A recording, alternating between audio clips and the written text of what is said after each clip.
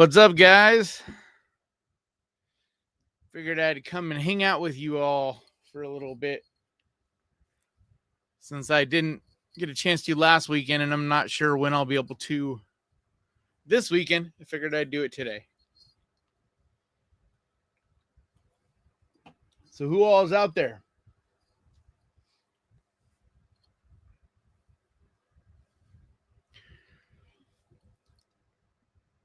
Hopefully, there's somebody out there. Pretty sure it's working right now.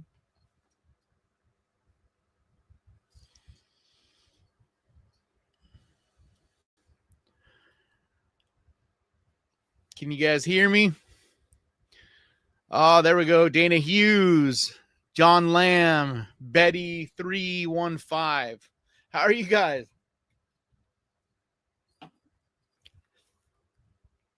Is it lunchtime where you guys are? Because where I'm at, it's basically 12. Still early in the day. Nice. Sonoma from Sonona from Italy. Happy Friday, Nightingale Widow. Hey, Joe. What are you guys eating for lunch? I just ate a big old bowl of oatmeal. That's what I eat pretty much every day.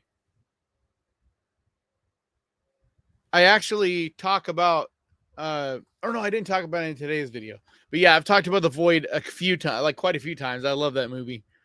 I just wish there was more movies like that. Like Lovecraftian horror, cosmic horror stuff is my absolute favorite. Oh, Catherine is in Australia. Nice.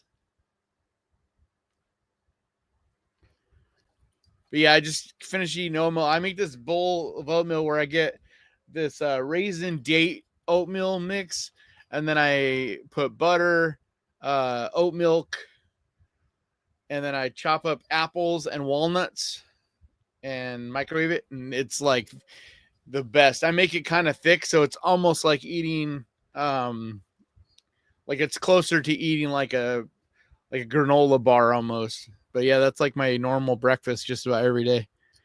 And I don't usually eat until close to lunchtime. Like I do sort of an intermittent fasting. Oh hell yeah, prop dude, no bun, burgers and eggs. Sounds good. Yeah, I bought this big old thing of eggs. I think I'm gonna, because I'm like, man, I just wanted like 2 eggs for a sandwich I wanted to make or whatever, and like I could only get a dozen. So I was like, what am I gonna do with all dozens? So I think I'm gonna boil them and have them to like snack on or something, because I love boiled eggs. But I just don't cook at home much. I started doing these factor meals though, and like you just microwave them, but it's like home cooked kind of food, like really good for you, good stuff.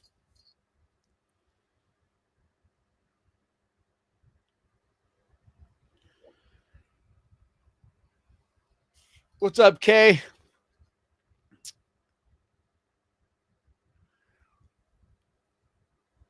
How did I lose my eye? There's still an eye there. It just doesn't really see. It looks off to this side and it's pretty much blind.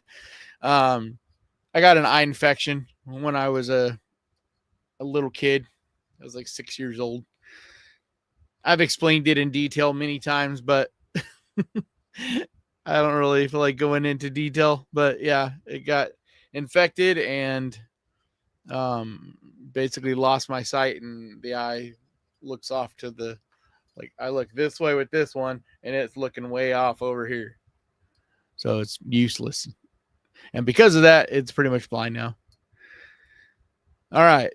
See, Pat Apple said, hey, Kanan, you made 2 top 10 found footage movie videos and never talked about Digging Up the Morrow. I talked about Digging Up the Morrow a bunch. I think it just missed my second found footage video list. But I've talked about Digging Up the Morrow, like, I don't know, maybe 3-4 times on the channel in different videos.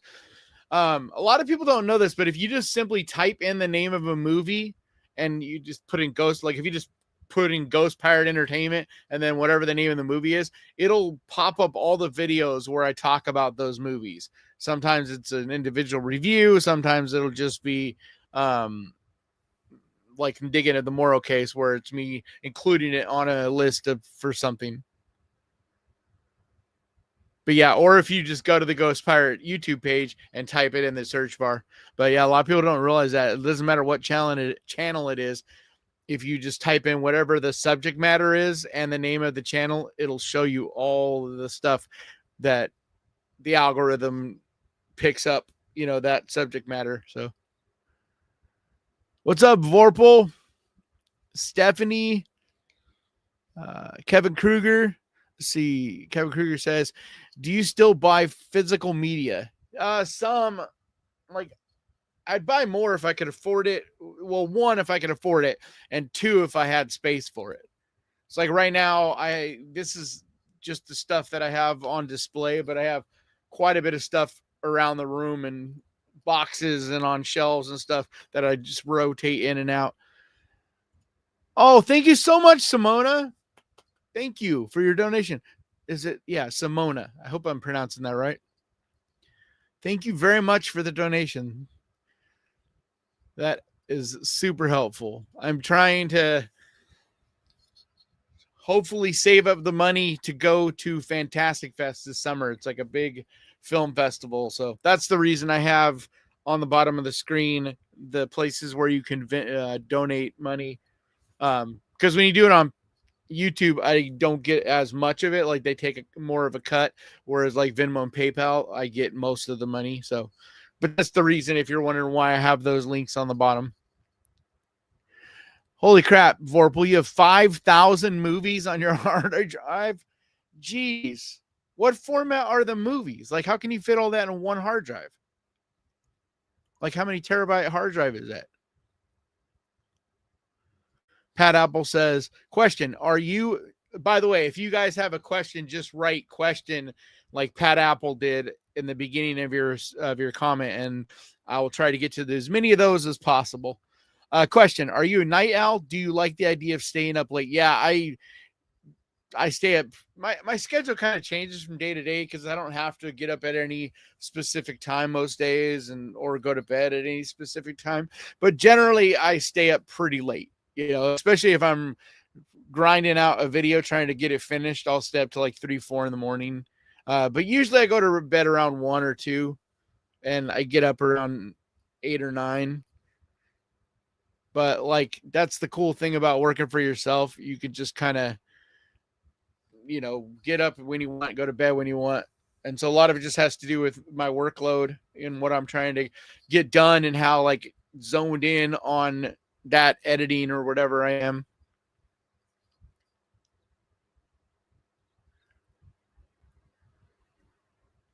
Yeah, I hope I make it too. Fantastic Fest is like the horror film festival. It's where a lot of the best indie horror movies come out every year. And every year, all my other YouTube friends, they go there and they do live streams and stuff from Fantastic Fest, and I can't ever afford it. So I'm trying. It's like the end of summer. So, and then on beyond that, DJ, the guy that I do the podcast with, he is going to be in LA in November for a film festival that he's trying to, I think he's submitting his movie to it or something like that. But so I'm trying to go down to LA in November and hang out with him for a little bit while he's doing that. But that's why I'm planning it now and trying to like let you guys know now that these are my goal, like a goal I'm trying to. So if you guys can help, let's see. Verbal says 12 terabyte. I see. MP4.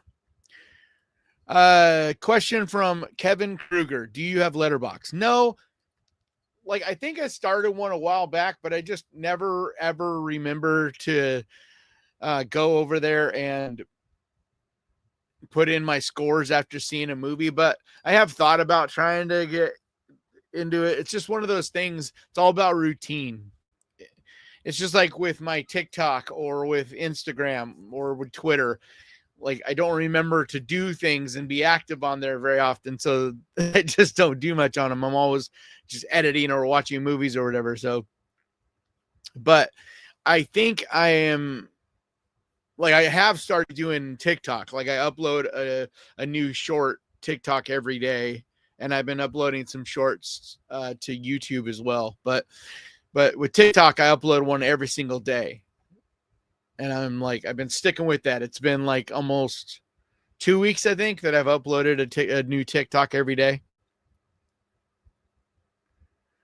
Yeah, I'm with you, Kimberly. I love the night. I just, it's more peaceful. It just, I don't know. There's something about the nighttime to me where I enjoy working. I enjoy just being out. Like, that's why I go to the drive-ins a lot of times, because it's the one place where it can be late at night and you're safe to just walk around, and I know people there and stuff. So,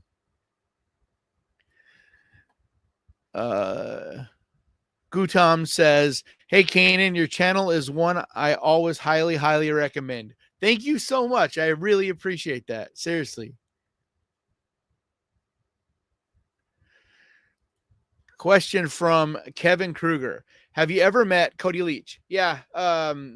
That's part of why I'm trying to go to Fantastic Fest, because Cody Leach and Sean Chandler are both going to be there, and 3C Films, the guy that does 3C Films, is going to be there too. And so I want to go and hang out with those guys. But yeah, last year I went and hung out with Cody Leach and Sean Chandler right before Fantastic Fest. We've been invited to go see Rob Zombie and meet Rob Zombie and see the concert and all that.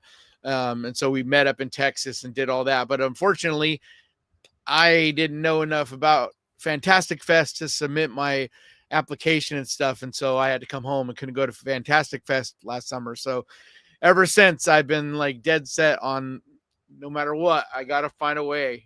And it's not that crazy expensive if I buy the plane tickets in advance and get my Airbnb in advance and stuff like that. So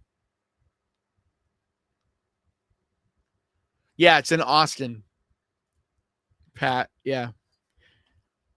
But it's like, thank you, Jay Long. But it is like the horror film festival. So let's see. Played out, ask KB, how'd you like Underwater? It's one of my favorite movies from the last 5 years. Like, I love that movie. I don't ever really get why people still don't hype that movie up more. It's like, in a lot of ways, it's kind of like Alien, but underwater. And I just think that's so cool. There's just not enough movies that take place underwater in the ocean. And to me, the ocean is like one of the scariest concepts. Like, we've seen a ton of movies in space, but not as many underwater. And so, yeah, I love that movie.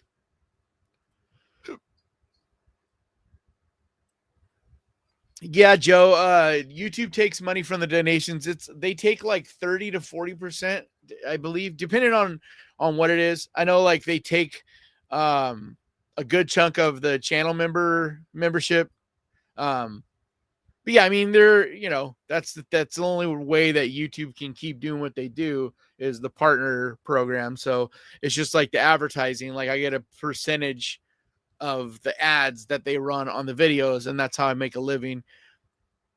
But that's why, yeah, if you're gonna just donate a couple dollars, it's not that big of a difference. But if anybody that donates more than like $1 or $2, it makes a pretty big difference if you donate on YouTube versus just going straight to PayPal and Venmo. So,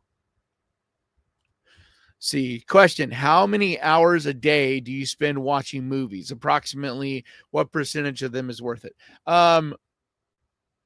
Most of the movies I put on don't ever make a list. I'd say it's like, I'll probably watch 20 or 30 probably about 20 movies or so, at least for a video, depending on what video I'm trying to make and stuff. But like, if I'm trying to find new movies to recommend, I'll have to watch like probably like 20 in order to find 5 or 6. So it's like a quarter, like 1 out of every 3 movies basically is worth watching. and it depends on the day. A lot of times I just watch 1 or 2 movies a day. Sometimes I don't watch a movie at all. Um, but like depends on what list I'm putting together and if I'm trying to find new stuff or if I try to as much as possible watch movies when I want to because otherwise you get burned out. Like there was a couple years where I was watching tons of movies. I was watching like 3, 4 movies every single day, like all the time.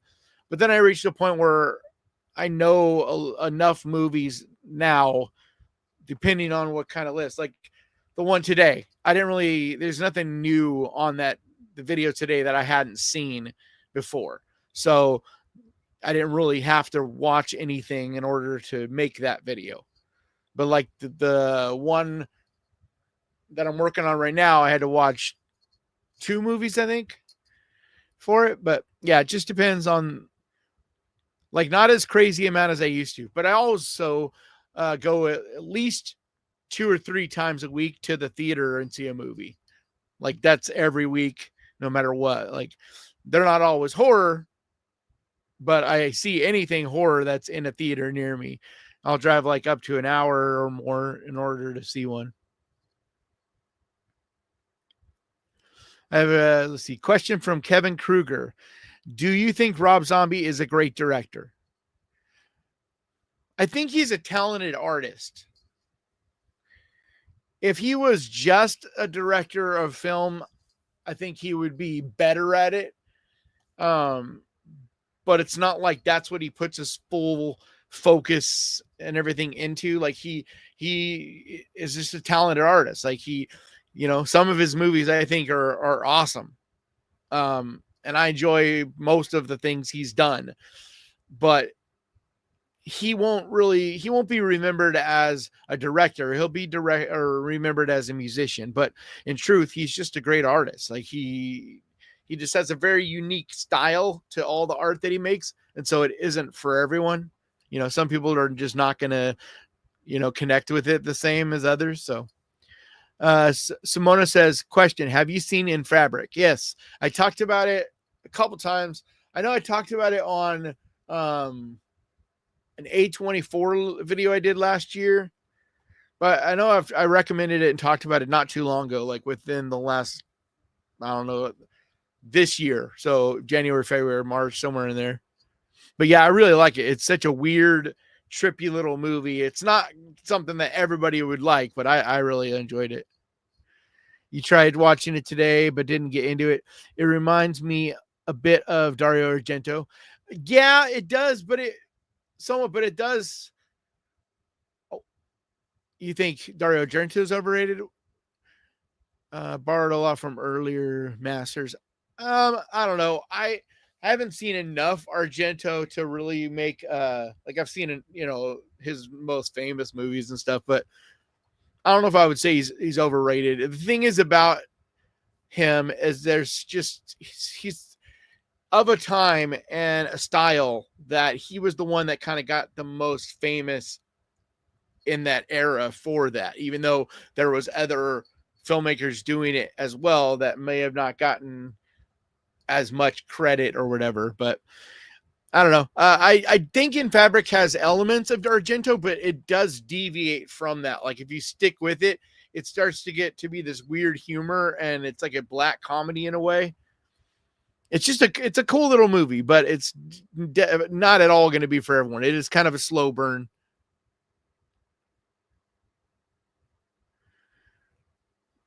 Let's see.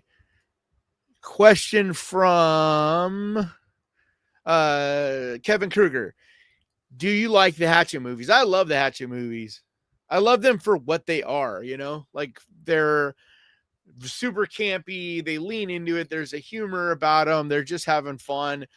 And they're awesome at being exactly what they're trying to be. They're not trying to be a super serious movie or change the game or reinvent the wheel or anything like that. They're just almost like a horror cartoon,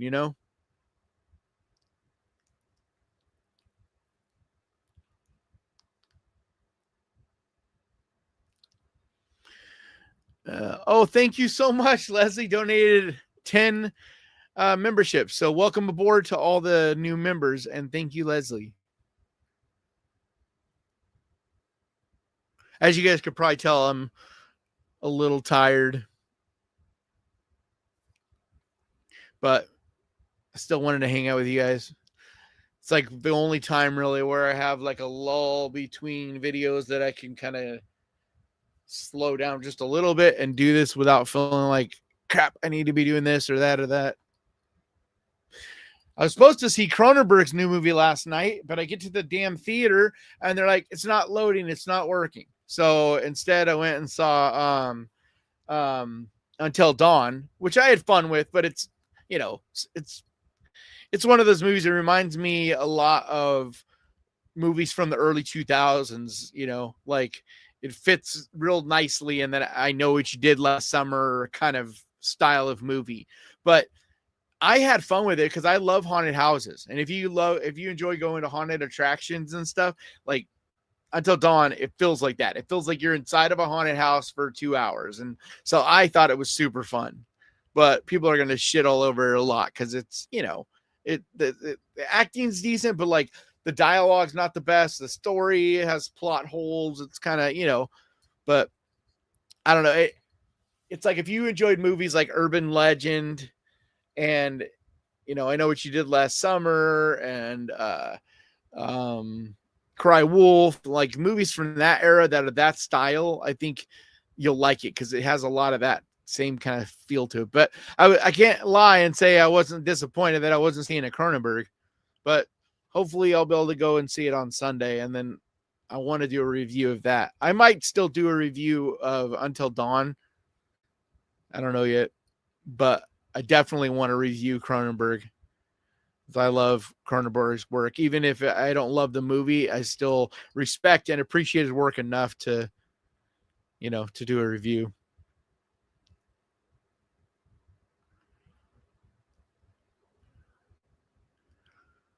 So if you guys have a question, make sure you write question in the beginning of your comment so I know that it's a question. Question from Gutam. I hope I'm pronouncing that somewhat right. Is there a subgenre of horror you don't like? For me, it is cosmic horror, like the Outwaters. I love cosmic horror. I don't know if I really consider the Outwaters cosmic horror though. It's more of an experimental film. I don't really have any kind of horror I don't like. The only one that I've never really gotten big into is Giallo film. Like it was before my time, you know, by the time I was getting into horror, that was long gone. And it's one of those blind spots for me. It's not that I don't like it, but the stuff that I have seen is good, but it always doesn't exactly feel super horror to me. It feels much more like a crime mystery thriller, you know? But I can't say I don't like it. I just haven't really gotten super into it. I also am not a fan of shock movies, like movies that are just meant to do things that are super shocking and gross or whatever, you know, like super sexually violent or whatever, just to shock people, but not really for story's sake. I'm not a fan of that kind of film. I don't know if that has an exact subgenre though, but yeah.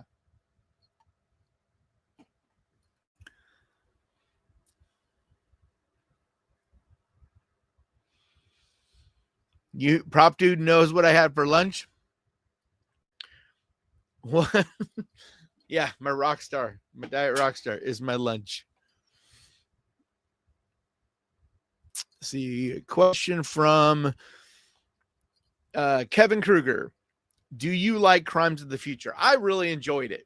You know, it's not like my favorite Cronenberg by any means, but I just enjoy the way he, you know, his style of making film and the way he always has something to say. And there's just something about even the Cronenberg movies that don't exactly work that are still really compelling and fascinating. And, you know, I enjoyed it. I really did. You know, I like, it definitely isn't a perfect movie. And But I also think with the budget that he was working with, he did a lot. Like those practical effects and stuff in that movie. And Kristen Stewart was cool in that movie too. So I thought it was a fun movie. It was cool and very like artsy, and I really enjoy that kind of stuff.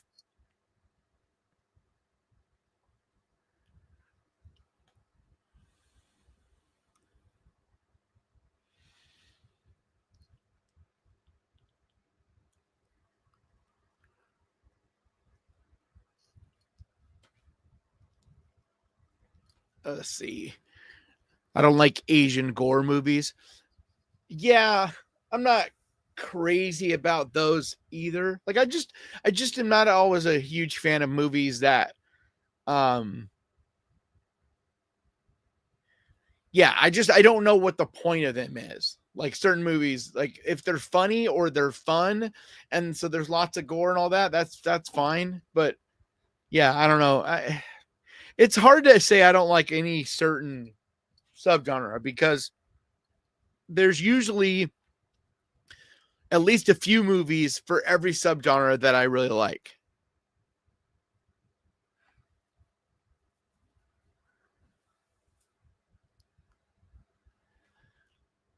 Let's see, where am I at? I'll say question from Neil Jacobson. Speaking of Cronenberg, Caitlin, the underrated member of the family, that's his daughter, right? Did Humane. I know I've been meaning to watch that. I still need to. I don't know. I've been really slacking on movies lately. Like I've been watching all the stuff that comes out to theaters, and so there's been a lot of that. But I haven't been able to catch up on a lot of the stuff on Shutter. I know she's working on a movie, but I don't think the title has been released yet. I just know that I saw some news article of her next project. So, yeah, she's definitely working something. I mean, they're always involved. Their whole family is involved in film. So, like, even if she's not making her own movie, like, she's worked on both Brandon Cronenberg's movies and David Cronenberg's movies. She's been involved in those too. So, they're always working together and putting out stuff. So,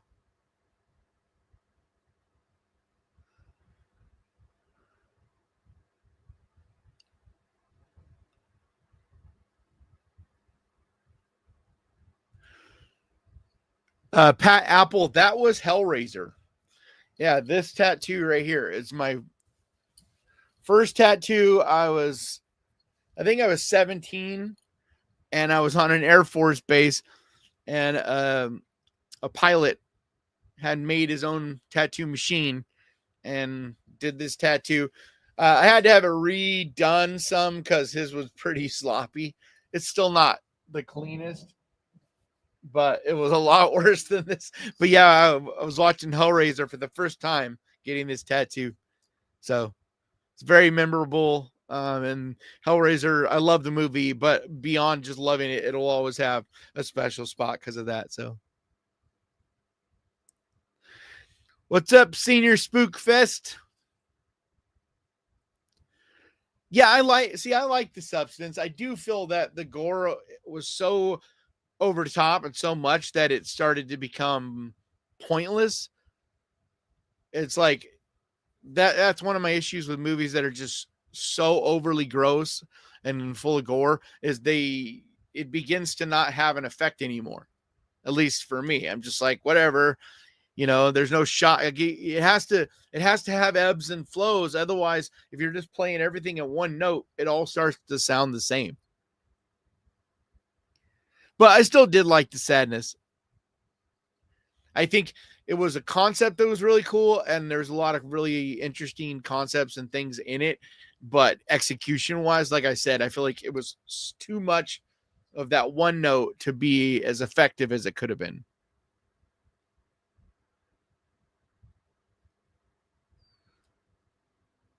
Tinker Patch says, "Me and my husband love your videos a lot. Uh, I watch I watch is recommended from you.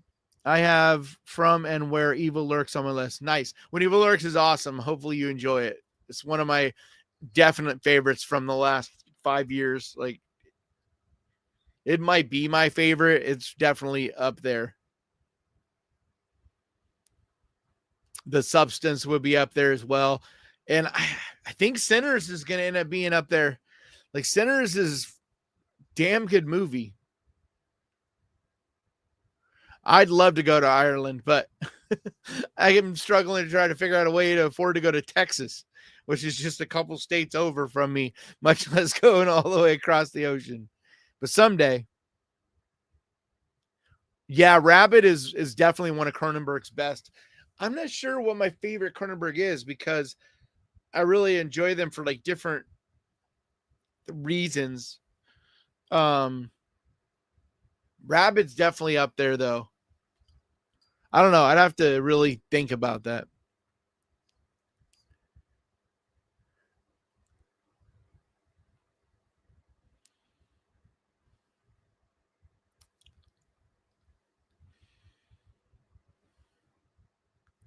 Yeah, Leslie got her Lemin configuration this past October.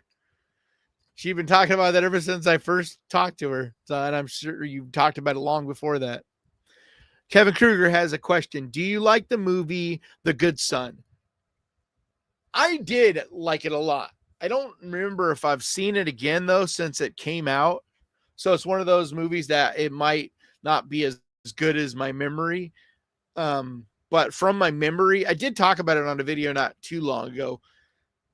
And I think I rewatched at least some of the movie because sometimes if I need to refresh my memory, I'll kind of skip watch. I'll go through a movie and just like watch sections of it, just trying to jog my memory. But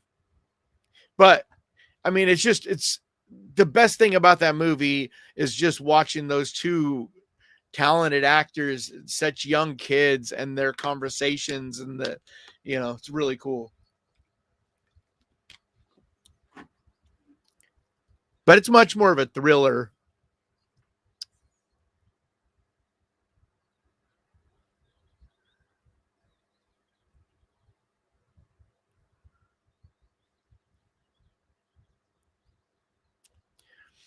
Yeah, Senior Spook Fest, there is a lot of good horror coming out. And like there's already been a bunch of really good horror movies. And that's why I am so blown away at how good Sinners is. Because like I was already like, man, this year is off to a bang, like much better than the last couple years to this point. Because the last couple years, the movies that we had gotten to this point, a lot of them were kind of disappointing. Like there was only a couple good ones. But this year I already made a list of 10 that I recommended, and that was before I saw Sinners and the ugly stepsister. And Ugly Stepsister is right up there too. I don't know if I'd put it above Sinners, but it's definitely right up there too. With Locked is another one that's great. The Rule of Jeannie Penn I've been praising ever since I saw that one. Like it's a really solid year already. And we still have a couple that are being said, at least people I know that have seen them, different critics or whatever. There's already like they're talking about a few other movies that are coming out this year that are going to blow us away. So very excited about what's to come this year.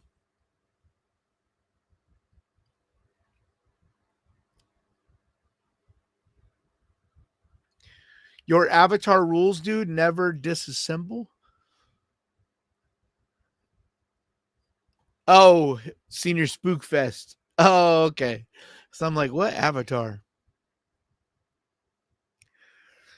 Dude, Sinners should be on everybody's list, but it's the movie you need to go see in theaters. Like I'm telling you, it is, unless you have some medical reason or whatever and you can't get out to a theater, it is a movie you should go see in theaters. And you should see it on an IMAX or an XD, like a big screen. It's a cool ass movie.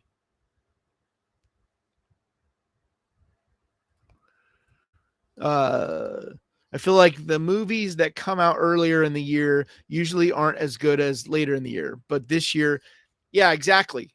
Well, because usually, especially when it comes to horror, the best stuff, the stuff that all the studios and everybody think are their best stuff, they put out near Halloween, because that's when everybody, even the regular people, the casual horror fans, go out and support horror. So that's the time of year where everybody jams a whole bunch of horror movies. But because we've had such successes the last couple years with horror movies being the big winners at the end of the year, the movies that made the most money, studios are starting to wake up. And so they've been making a lot more horror. And like Sinners, like they put some real money behind Sinners. It's not like a $5 million kind of movie. Like, depending on who you listen to, it's somewhere between 60 and 100 million is what they spent to make that movie. So, I mean, I've heard some people say it's closer to 40 million, closer to 40 than it is 100. And I tend to believe that. But either way, they spent a lot of money on that movie and a lot of money to promote it too.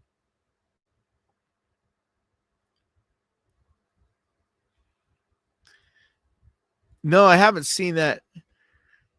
Pervelos, Children of the Apocalypse. No, that doesn't even. I don't even know if I've ever heard that. What country is that movie from?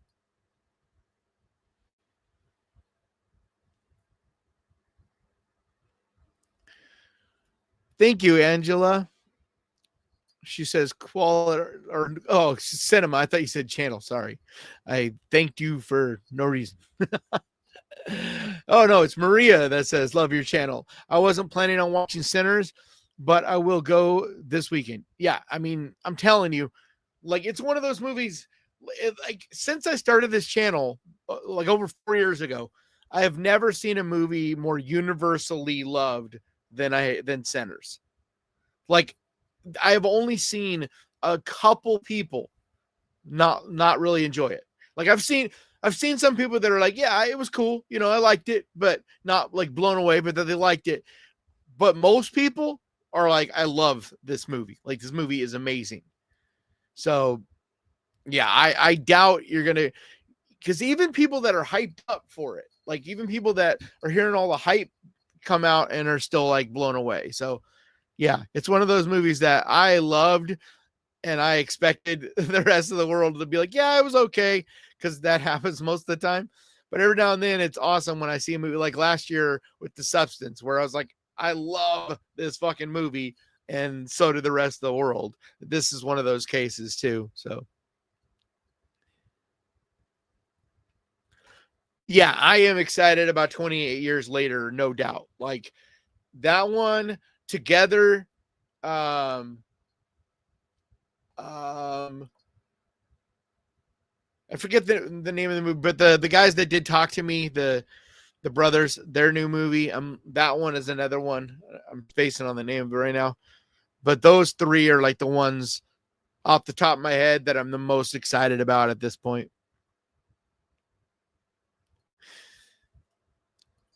I Heart Puffin says, I'm a Halloween everyday kind of person. I'm a horror everyday kind of person, but Halloween kind of things I save a little bit so that I enjoy them more for that season. But I'm also in a place that's really hot most of the year, except for like October, November, December is when it finally cools off. So there's part of it is that it feels weird celebrating Halloween when it's 90, 100, 90 to 110 degrees. Yeah, I saw Until Dawn last night. I had a good time with it. I really did. A lot of people are going to shit on it, but I think it's a fun movie. Like it legitimately feels like you're going into a haunted attraction, like a haunted house. It's fun. Question from Leslie. Do I have to fly out there and tie you down to make you watch? And yes, that is exactly what I have to do. I keep forgetting. Like I have this long list of movies, and every time I'm like, okay, I have time right now to watch a movie, I always, there's certain movies that for whatever reason I just continually forget. Wesley says, question, preference Halloween 6, producer's cut or theatrical cut? I think it's I think its producer cut is the one I enjoyed the most, but it's been a while since I like, rewatched those. So to be totally honest, I would probably have to watch them again to give you a for sure answer. But my memory says it's one of those things where they both did some things right and made differences, and then they both did some things wrong. Where it's like, you wish you could kind of take the good from both and put them all in one movie. But yeah, question 2. While it's while it's a stretch, but do you think story wise it could open up the possibility of a multi the shape universe? Are you talking about Halloween 6? I mean, that's what they wanted to do, but obviously that's not going to happen. Not this many years later. Um, but that was the plan back then, and I've always thought it would have been cool to see what and like I've said now, because they're talking about making this Halloween series. I've always wondered if that's the direction they're going to go, because the rumors on this series are that it is not going to be Michael centric. So what does that mean? Like, some people think they're going to do the Halloween 3 season of the witch thing, where all these different stories on Halloween night kind of thing. But I kind of hoping they do the Halloween 6, where it's the Cult of Thorn, and they do that whole thing. I think it could be really cool and fun. So, and it's a way to not waste the interesting qualities that could bring. So hope that answers the question. Let's see. Question from Played Out. How do you feel about Angel Heart with Mickey York? I fucking love that movie. And does Sinners have that same sort of feel? I've seen numerous people say that, but I haven't seen people say that who have seen the movie. And it's like the only real tie-in is there's that New Orleans kind of Southern flavor to it. But if you've seen Sinners, I don't really think you would compare it that much to Angel Heart. But I don't know. I love Angel Heart. That movie's so good. But Angel Heart is much more New Orleans, voodoo, evil, Satan, like, very mystery quality. Like Sinners is not. Sinners is, it's hard for me to really talk about Sinners without spoiling a lot of stuff, as far as to break down what the point of the movie is. But the main thing about that movie is it's about culture and about art. And I can't say more than that without kind of spoiling stuff. So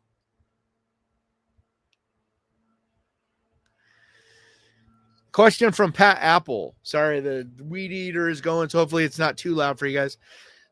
Question: what is your favorite horror music? I like Kentucky Scum, Cemetery, Suicide Boys, Dylan Ross, Trip Jones. Got a good tape called Creatures of Agony. I like Suicide Boys. But there's one in particular that I really like, and I'm spacing on his name. Hold on, let me close this window.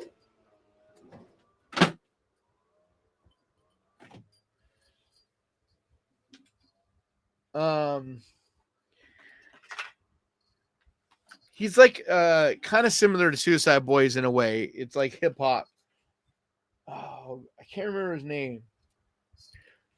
But I don't know, man. I listen to just like all kinds of music, so I can't say that I necessarily listen to horror music. I didn't really even know that was exactly a genre.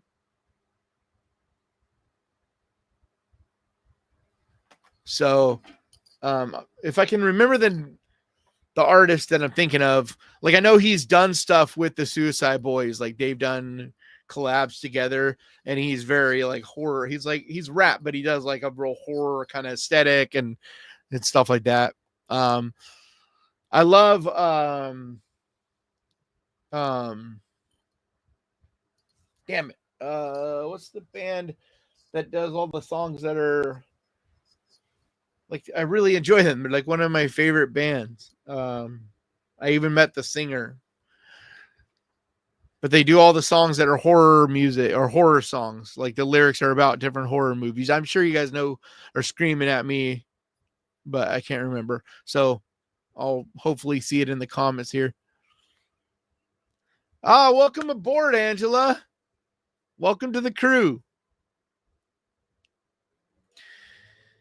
Brian says, I just watched your 10 actually scary movies. Did you like Last Shift more than the remake Malum? I talked about that in that video. So I don't know if you just didn't. I don't know. It's hard for I think that Last Shift is scarier. There's definitely more of a creep factor to it because of its low budget, but I like the effects, the special effects and the costumes and all the craziness that they do in Malum. So like it's hard for me to say one I like over the other because they both are telling roughly the same story, but just with different approaches, and they're both made by the exact same artist. Like he made both movies. So it's kind of a different shades to the same color thing.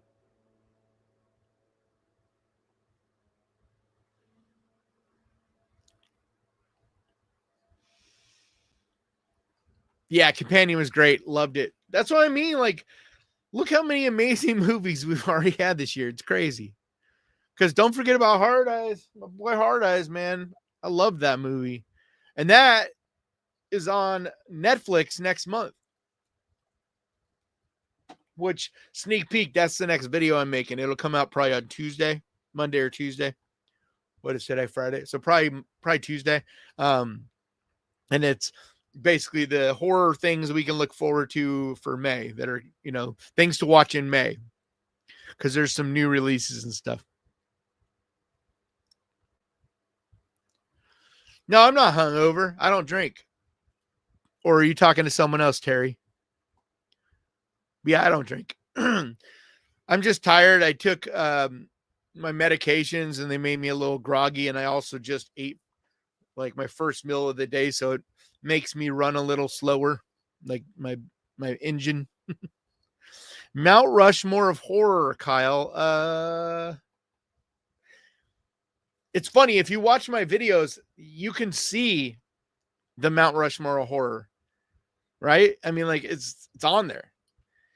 The only one that I have a really hard time with is I want to put Candyman on there, but Mount Rushmore is only 4, right? And so it's Michael, Jason, Freddy, and Leatherface to me, but I want Candyman. So like if I had my way, I would add a 5th and it would be Candyman. But Pinhead is also a tough one that really deserves to be on there. Chucky. So it's super hard. But to me, because of the history and everything involved, it's got to be Michael, Freddy, Jason, and Leatherface. Like that's just like when you talk to people about horror, like those are the icons.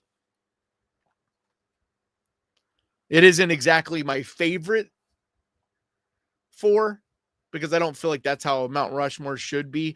It should be not just your favorites, but also based on the history and what those figures did and all that.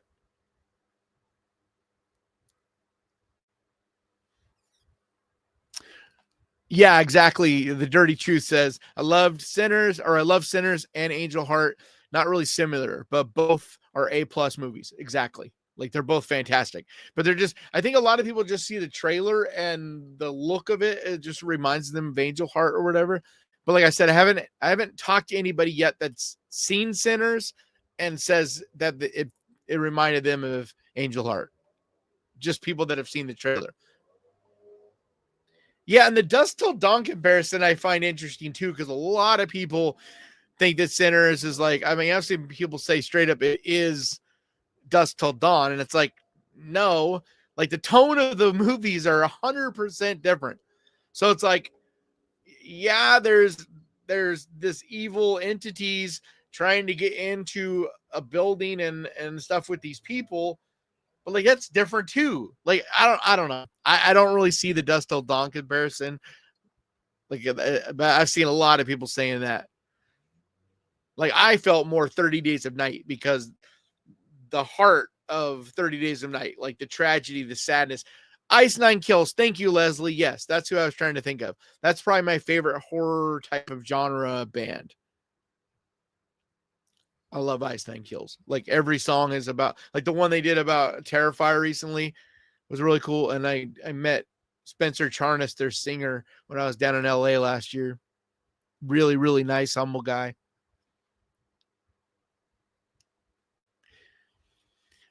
See, Easy E asked, will we ever get a good Jeepers Creepers movie again? I really hope so, but I don't know if we will. The only way I see that happening is if different people get a hold of the rights. Because the people that have the rights right now, supposedly they're making another one, and it's the same people that did Reborn, and that was one of the worst movies ever made. Like, I fucking hated that movie. Like, for so many reasons. If you want to hear me ramble for like 20 minutes about how much I hated a movie, go watch my review of it. But yeah, I hate that movie. Question from Neil Jacobson. Has any movie been so unnerving you had to stop watching? For me, it was The Coffee Table as a parent. The Coffee Table almost did that to me, yeah, but no, it hasn't in many, many years. The last time a movie was that way was Event Horizon for me. And that was back in what, 99 or I don't know, the late 90s when that movie came out. But ever since I started doing this, like, and watching a lot of horror movies every week, definitely not. Like, nothing. There's not. I don't think there's anything that could get me to that point. I mean, there's stuff that bothers me definitely, but just like enough that it would make me have to stop watching it. I don't think so. Just when you do something, yes, Ghostmane. Thank you. Yes, Ghostmane is the rapper hip hop artist who is in the horror. I love Ghostmane. Like, he's fucking sick.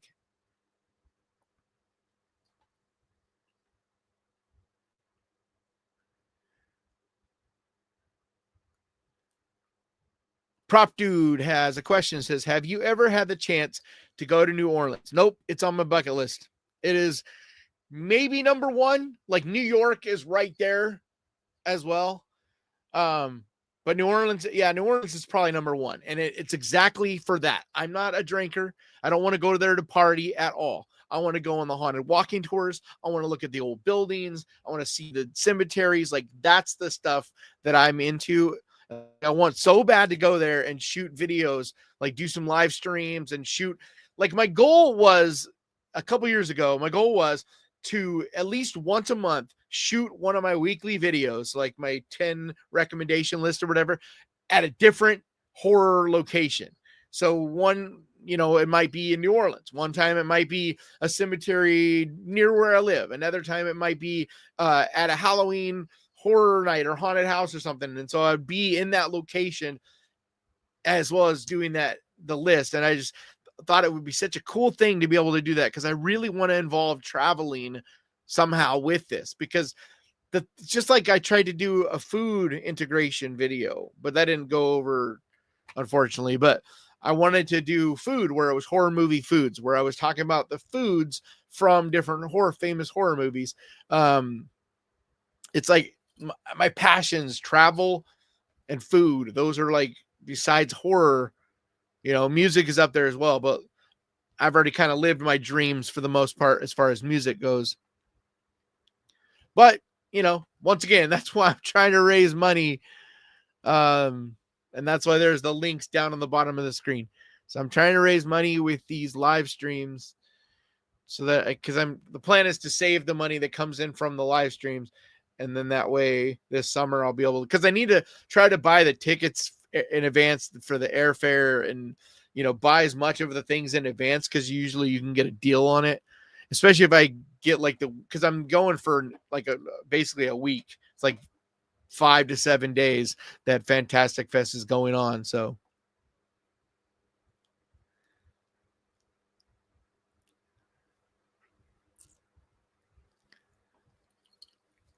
ooh, someone that finally saw the assessment. Angela says the assessment is incredible, which I saw because of you. Destroyed me. More horror adjacent, but sad and disturbing. Yeah, exactly. And I think I said that in that video, but it had enough of a horror tone to it. Like, it's one of those movies where you watch it and you're like, you never really feel like, yeah, this is for sure a horror movie, but there's something about it, especially if you're into slow burn type of horror, that it still felt like it had that in it, the tone of it. Anna Lee says, question, after or after USA, do you have a favorite country in horror making? Um, that's really hard right now, though. I'd probably say Australia, but like New Zealand is up there, South Africa, South Korea, or no, North Korea, right? No, South Korea. Yeah, South Korea. God. Um, but the Ukraine and Russia, we've had some good horror out of there. Like, it's one of those tough things too, though, where horror that's made in the UK, because like Ireland has been cranking out some great stuff, but the UK in general, it almost doesn't register that that's foreign, as weird as that sounds. Like, same with Canada. Like, a lot of times a Canadian movie, I'll just talk about it forgetting that it's Canadian. Even, like Cronenberg movies, they're all made in Canada, but I never think of them as Canadian movies. The same with a lot of the movies out of the UK. It's like, like Saint Maud. That's a British movie. I believe it's done in Great Britain, but either way, it almost doesn't feel like a foreign movie to me. And so I forget a lot of times that a lot of those are actually foreign. So I don't know, but like off the top of my head, I would say Australia, just because we've had some really great movies the last couple of years coming out of Australia. But like, that's so hard because, I mean, Demian Rugna has made two of the most brilliant horror movies, that we've seen in a long time, and those are from Argentina. So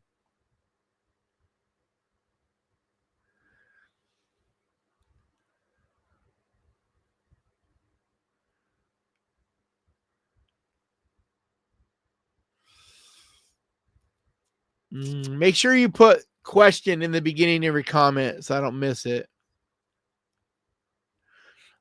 Okay, here's one. What are your favorite horror genre TV shows? I just did an entire list of that, actually. Came out this week. So definitely just go check that video out. But the ones you mentioned, definitely Last of Us and From, great series. I think Severance is not exactly horror, but it's pretty damn close and it's really good. But I talk about 10 that are not quite as talked about, but that are really, really good. Like Monsters on Hulu is so good.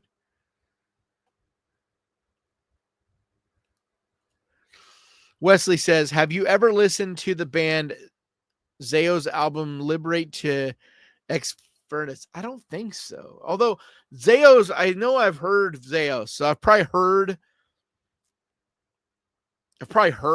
like some of it, but it doesn't pop to mind. I'll have to listen to that more then, because I've been really getting into stuff that's kind of got that moody, like, it was one of the things I love the most about the movie Ash. And I've seen a lot of people talk shit about my review and recommendation of Ash, because I loved that fucking movie, and a lot of people are just not digging it.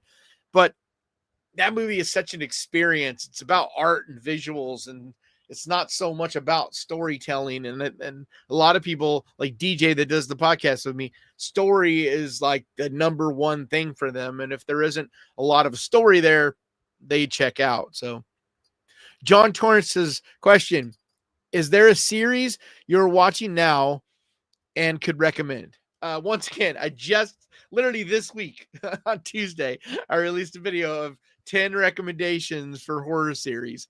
I hate that YouTube did not share that video with very many of you, and that video is tanking horribly. So please, I beg of you guys to go watch that. It's why I can't just save money on my own right now to go to do these trips, because YouTube is killing me. I don't know what's going on, but they're just not sharing the videos I'm doing, period. Like, the last, 2 or 3 especially have just done horrible.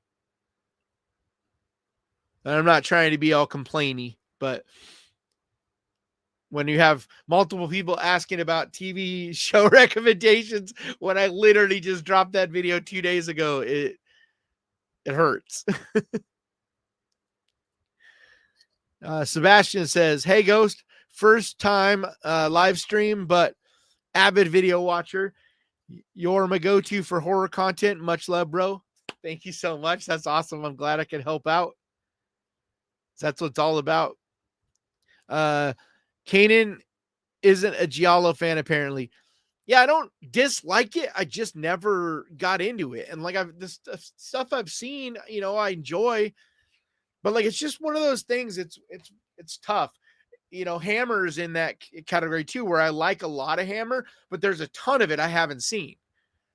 And so it's not the first to jump to mind when I'm thinking of horror genres, because it's before my time. And so when I started getting into horror was like late 80s into the 90s. And so it's like I watched stuff a little bit before me. So like late 70s and into the 80s. And I've watched all the big, the big famous ones.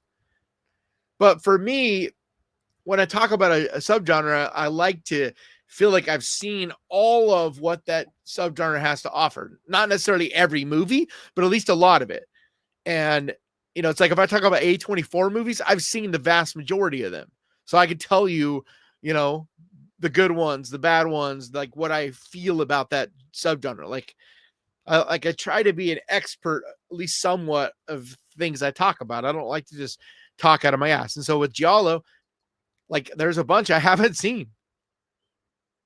But it's hard because I got to keep up with the new stuff, because new stuff is what's in theaters. And if I'm not helping to promote the new stuff, then the genre dies. Like we need movies to continually be made and making money. And I'm I'm one of the cogs in that machine that helps get the word out about new horror and artists and making new horror movies. And it's like, trying to keep up with that as well as going back and watching a bunch of stuff is hard, especially when I can't talk about that stuff really on the channel because YouTube will not promote it. I mean, they're not promoting videos where I'm talking about new stuff apparently right now. So yeah, Wolf Creek's awesome. And they're actually making another Wolf Creek movie finally. Question from Ryan. What are your thoughts on the Predator Badlands trailer? I talked about it in the podcast this week, me and DJ. I think the trailer, for one, is not done. The special effects and stuff in it are very, very far from being done. And I think if the filmmakers had their choice, they wouldn't have released a trailer already. Because you got to remember, this movie doesn't come out till November. Like they're not even probably at picture lock yet, much less done with the special effects. And you could see it. Like, I would not be surprised at all if the look of the main Predator doesn't change some by the time we see the movie. Like, I would be surprised if it doesn't. But I'm excited for the movie.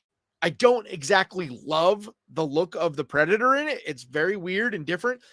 But sometimes weird and different is what we need to push things forward and do something different.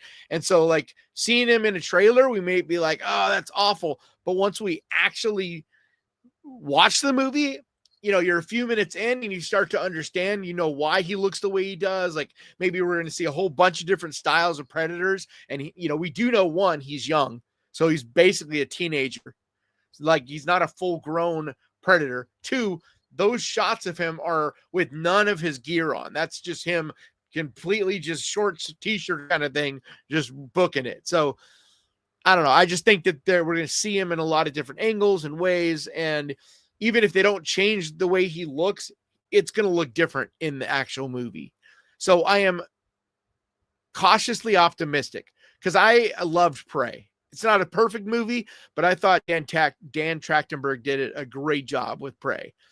And I'm excited for this. For one, like, I'm sick and tired of Predator movies just doing the same thing over and over and over. Like, if we're going to do new ones, let's see something unique. Let's see something different. And this movie is going to be on another planet, and the Predator is the good guy. Like, that's awesome. Like, it may end up not being a great movie, but I'm at least excited that they're trying something different. Question from Played Out. Ever been to Savannah, Georgia? When I was a kid, I believe I went kind of like through Georgia, but I don't remember spending any time there. I haven't done much traveling beyond like the mostly the West Coast since I've been an adult. Like I went to Alaska, and I've been to the States because when I was in the band, we would tour, but we never got big enough to really do like national tours.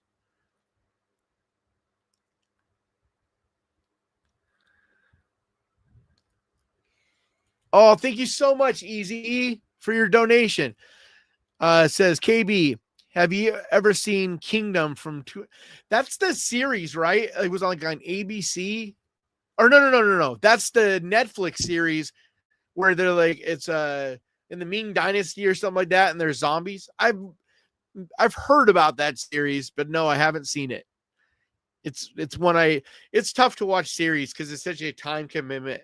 And then if I'm gonna invest all this time into it, unfortunately it comes down to where can I use that on the channel? Like how am I gonna make a full video? Because like that's I don't know. Like it's one thing to watch. I could watch like 5-6 movies in that time span and make an entire video, a list for you guys of recommendations or whatever, versus making one video that's me talking about a series and the YouTube just doesn't push. They don't push any of my individual reviews at all. Like they get like maybe a fourth of the level of views. Like it's not even close, unfortunately. There's a lot of stuff I would like to do if I could afford it. But this is right now, the channel is still not big enough that I'm barely, I live with my sister. Like I use her car. Like, I'm not someone that's like, it's unfortunate. A lot of people think YouTubers make like a lot of money, and I make less than minimum wage. If you look at hourly, what I do, I make way less than minimum wage. Because I work like at least 12 hours a day on the channel, pretty much 7 days a week. Question: how do I get into the horror business easily? There is no easy way to get in to do anything, bro. Found footage acting would be cool. No tech work, and you're not Brad Pitt type of famous type of thing. It just depends on the. It depends. There is no easy road for anything in life. No matter what you may hear, nothing is easy.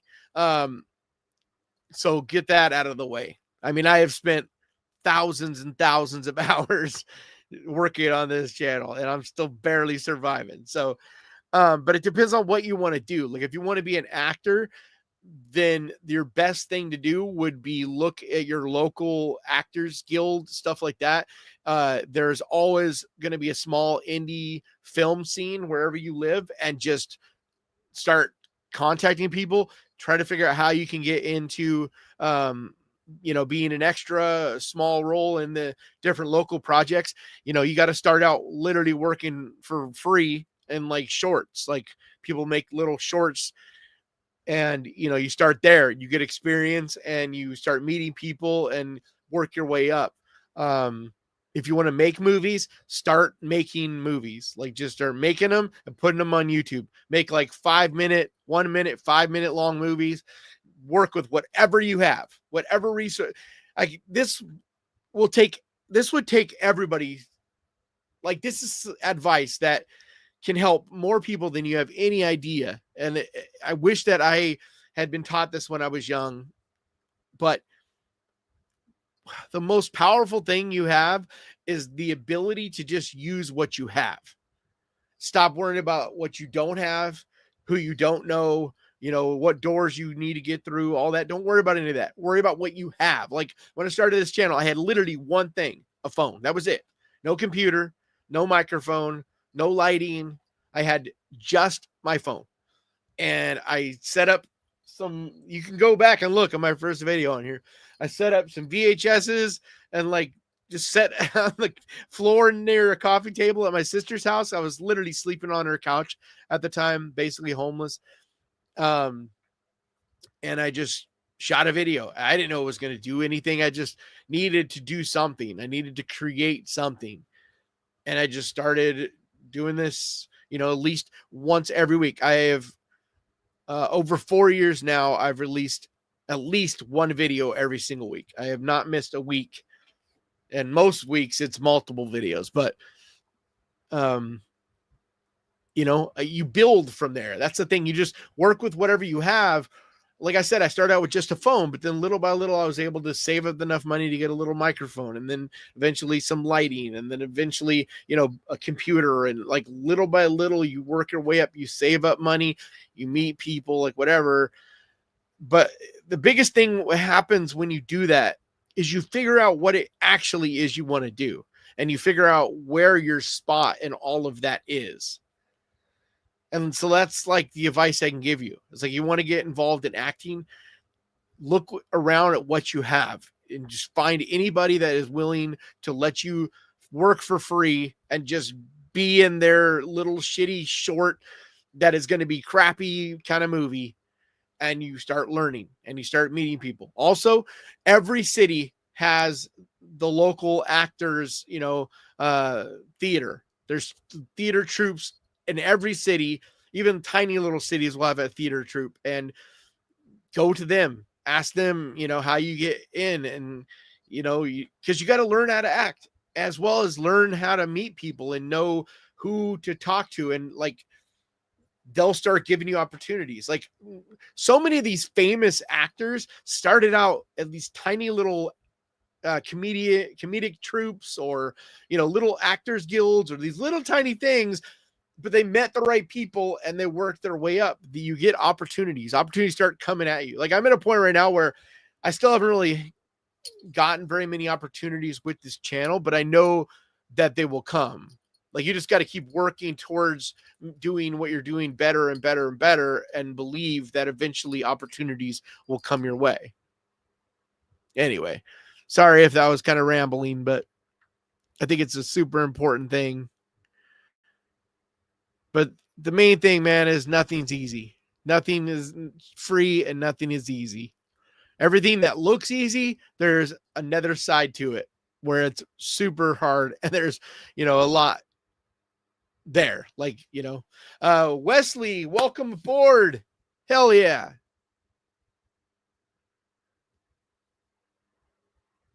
Greg says, keep it up, man. You're appreciated more than you know. I love it.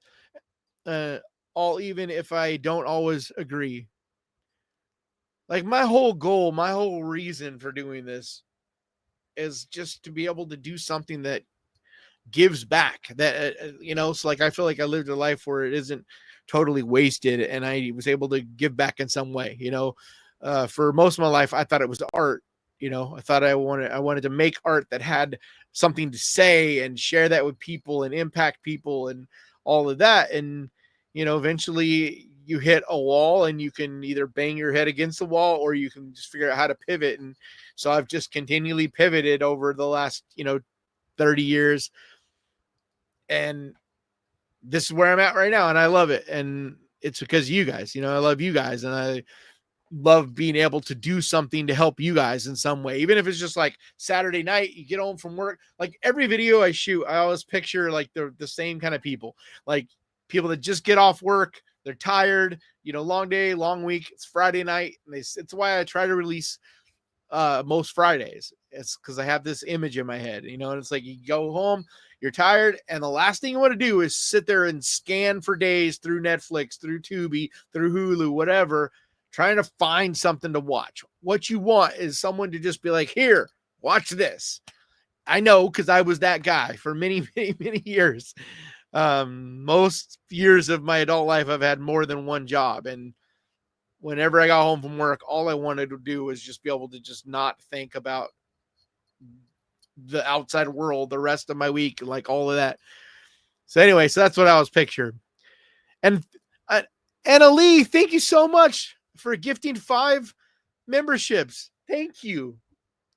Let's see, Anna Lee, right? Anna Lee Lanston. It's a very UK, I think, name, right? British, UK, something. Sorry if I'm a ways behind, guys. See, John Torrance says, question. Yeah, they showing it. You got 15K views. No, that's not them showing it. 15,000 views for my videos is really bad. Like at the amount of time that video's been out, it should be well over 20. Like for, if you look at my videos before the last like month or so, most videos do 30,000 and up. So, it's not doing good. Like, and especially because it basically stopped for like 24 hours or so, and now it's finally starting to get a little bit of steam. So I'm hoping that they do start showing it. I don't know the algorithm is a very strange thing, and it's hard to figure out. There's people that make lots and lots of money telling people how it works, even though they don't really know. There's almost nobody that really knows how it works. YouTube themselves have said before that they're not exactly sure, like exactly how it works. it's kind of a mind of its own. I just spilled a bunch of liquid. Hold on, I'll be right back.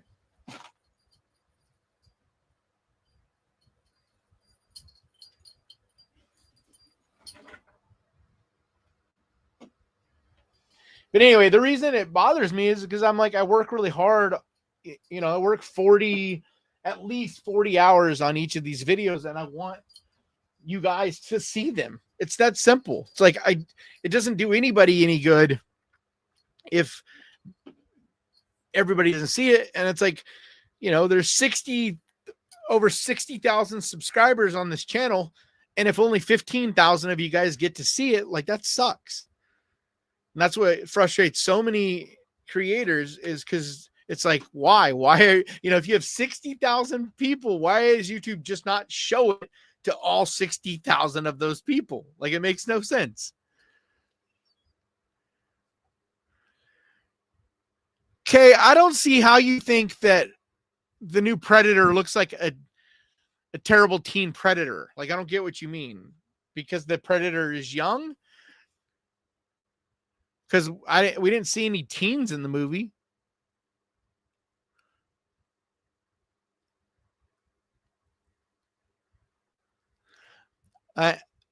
Angela, I would love to come to Georgia. I would love to go anywhere. As soon as I can afford to travel places, I promise I will travel. But it kind of comes down to right now, nobody will pay me to go to any places at this point. So I have to figure out, like I can get into most film festivals and stuff for free. I can get in with media credentials, but I still got to have the money to fly there, get a rental car, unless I can get a place like right next to the event, but I have a, messed up foot that's been in a cast for 5-6 months now. So I can't do a ton of walking, unfortunately. Otherwise I would do DoorDash as well and save up money that way. That's what I did for years. But my stupid foot makes it to where I can't walk around. So Ryan Swayze says, question, what is your favorite Batman film? Oh, that's tough, man. I think it's probably Batman Returns. I just love the look so much of that movie. But I also really love this newest Batman. Like, I think that movie's awesome. I saw it like 5 times in the theaters. But there's almost not ever been a Batman movie that I didn't enjoy. Because I love the Christian Bale era. Like, the only one I probably didn't really like that much was the Batman and Robin one. Just it was a little too goofy, and that's not what I like in Batman. I like Batman to have more of that darker edge. Like that's what makes him cool and separates him. But Batman Returns is probably my favorite. I just absolutely love it. It's the most horror, like, of any of the Batmans. Like, if you rewatch that one, you're like, dude, this is awesome. This is like pretty close to a horror movie.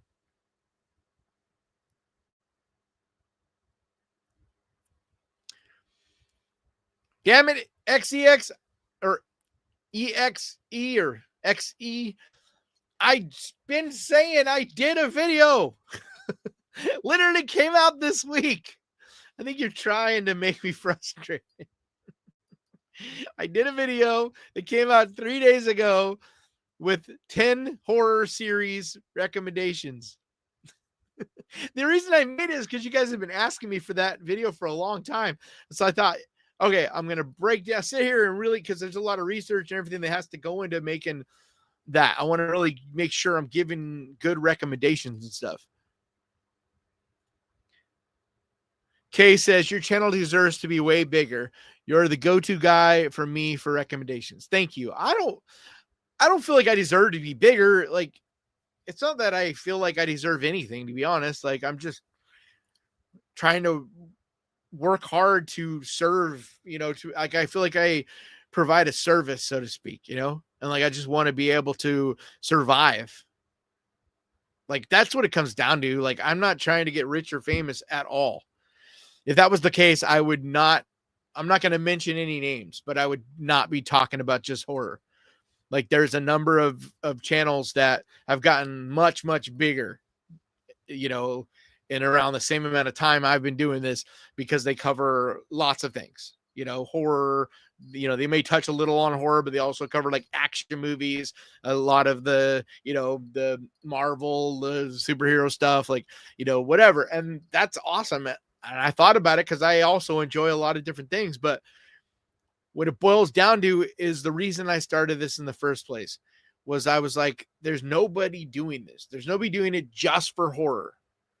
Like, there's lots of channels that recommend all kinds of movies, but nobody that does just horror recommendations and talks about just horror type of things. Yeah, I might go a little bit on the fringes sometimes, but for the most part, everything I talk about is stuff that I think most horror fans will enjoy, even if it's not exactly a horror movie.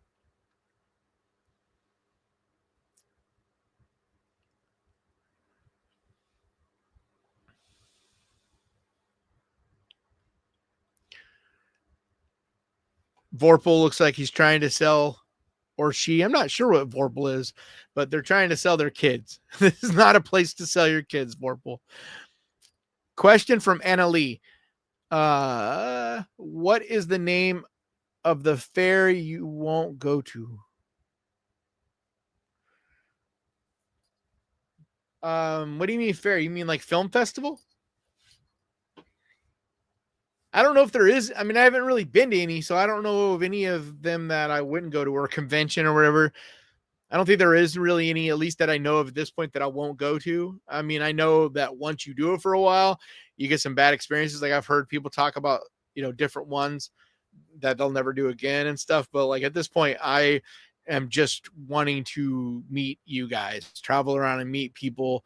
And, like, I get super lonely because I don't ever get to see my people, like the people that are fans of horror movies and talk about horror movies and all of that. Like, it's just me in my room.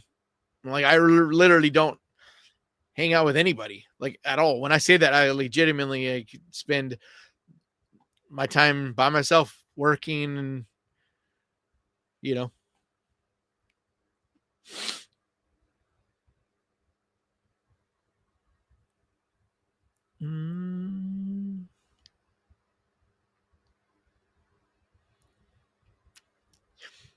Yeah, I don't think they're because Prop 2 says, keep chasing the dream, even if you fail along the way. I wanted to make movie props all my life, then just started doing it. Yep. Took years. Yep. I don't think there is such a thing as failing. It depends on how you look at it. There's like learning. It's like if you try to do something and it doesn't work, I don't see that as failure. I just see that as, okay, that didn't work. Try something else. Like I said, with my entire adult life, I've always just wanted to create something that I could somehow leave my mark on the world. And it's taken many, many twists and turns. It started out in music. Then I went into visual medium art, and now doing this. And I just have always wanted to be able to make something that does somehow contribute to the world in some way, in a positive way, of course.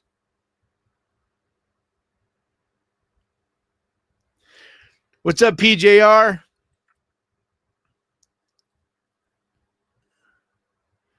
Money for nothing and chicks for free. Yeah, I don't think that either of those exist.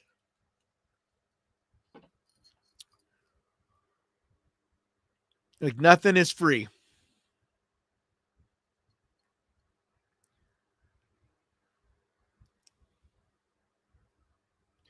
But it's worth it. Like, if you're working towards the things that if you're doing the things you care about,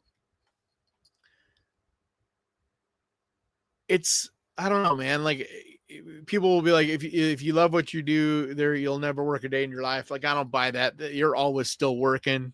There's still elements that are always going to be a job and tiring, but it doesn't mean anything. Like, you're if you care about it, you want to work on it. You know what I mean? You want to continue to push. And in the beginning is the hardest part, because in the beginning you're trying to figure out your place, and you're trying to figure out, and like you're constantly feeling like you're just throwing things at the wall and trying to get something to stick. But like, once you're at a point like where I'm at now, where I'm somewhat established and I know what I'm doing, and I have a formula, and then you're just constantly wanting to work and keeping that ball rolling and trying to keep it rolling as fast as you can, and it becomes rewarding in and of itself. The weird thing is, getting 10 to 20% of your subscribers to see your content is great. Once you have videos that do over 50 to 75, that is going almost viral based on your channel size. I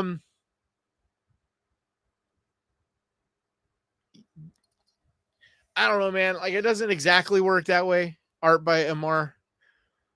But for me, I don't care. Like, I don't care if I ever have everybody watching every video. It's not about that. It's about, I will always want to be moving forward. And whenever I feel like I'm stalling out or moving backwards, so like if I have videos that are doing, like when everything is always between 20,000 and 50,000, like that's where it is. And then all of a sudden you have videos doing 15,000. It is bothering, because you're like, that's like, all I care about is moving forward. I don't want to see things break down and slow down, and and so you're just beating yourself up trying to figure out, what did you do wrong, what can you do different, and all that kind of stuff.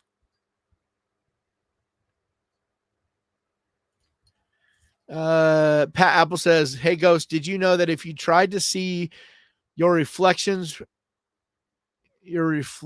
right eye, your mirror image, right eye would see an eye patch because it's all reflected?" I am super lost, Pat, on what you're saying. But no, this is my right eye. Like, my camera shows you guys the right way. It's not flipped. Like, this is my right eye.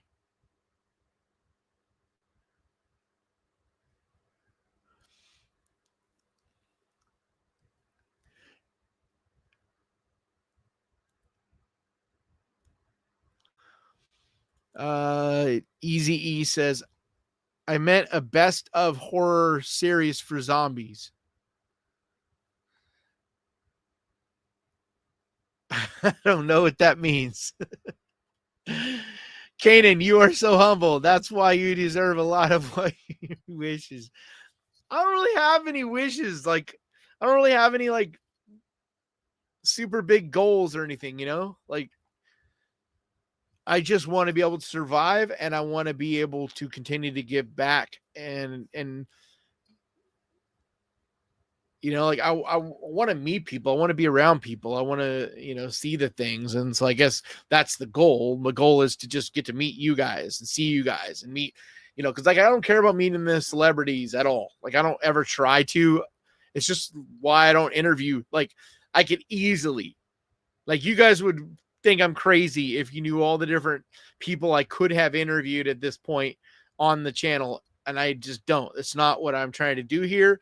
I don't feel like that services anybody really, and there's plenty of people out there that do that. I'm always about the art.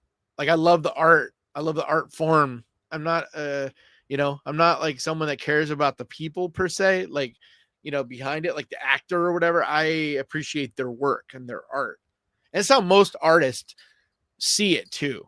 And that's why a lot of people have troubles with fame or whatever, because they just want to be able to make their art. Unfortunately, the part that comes with it is the, like, when you're super famous, is being mocked by people and whatever. Like, if you're Timothy Chalamet, like, no matter what he says, he wishes he was in a world that where he could just go to this gas station and not have people everywhere.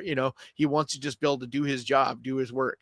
But with everything, like I said, there's always two sides to everything. There is no such thing as not having work, or like, no matter what your job is, if you're like a celebrity or whatever, part of the job title, part that sucks, is the being mobbed and being like people worshiping you and having stalkers and all that crazy nonsense.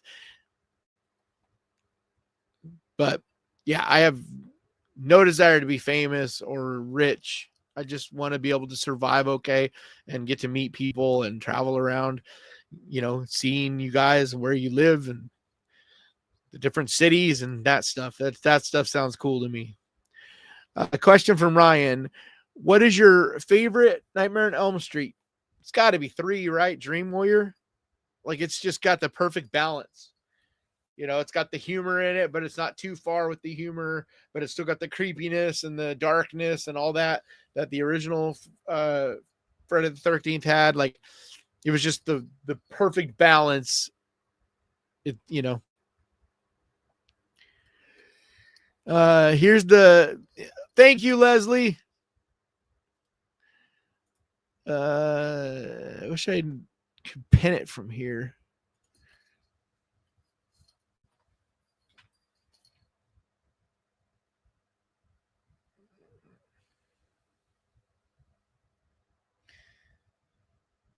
There we go. All right. If anybody is wanting to see the horror series video that Leslie posted, the link, and I just pinned it. So you should see it at the top of the comment page. Question you may have answered. My hub got home and wants to know what your favorite horror genre is. I love possession. He loves slashers. Mine is probably cosmic, Lovecraftian, like eldritch horror, any horror that deals with the unknowable, the thing that really makes you think, and it's something that's super eerie and haunting and scary about that. Like, that's why I'm also fascinated with space and the ocean, because those are like the places where there's still unknown. There's so much we don't understand and don't know that's out there still. So I love that genre.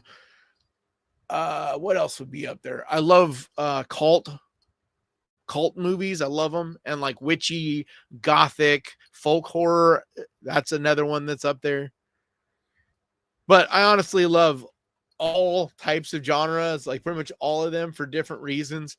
There's different movies in all subgenres that I love. So Pat Apple says, question, do you like the evil twin trope?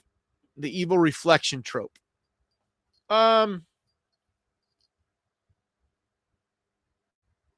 If it's done right, maybe. I'm trying to think of when that's been done where it was really good. I think it could be done really cool, but I don't know if I off the top of my head think of one that really did that well.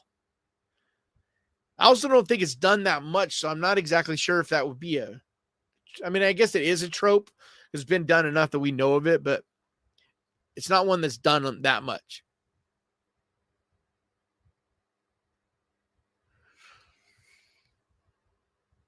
If I hung out with you guys more, I wouldn't be able to make the content on this channel that keeps the channel alive.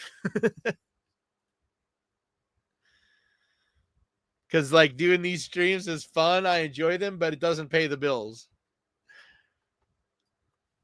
But I still enjoy doing them. So that's why I've been trying to do one a week. Polydactyl Production says, question, do you have a favorite J horror?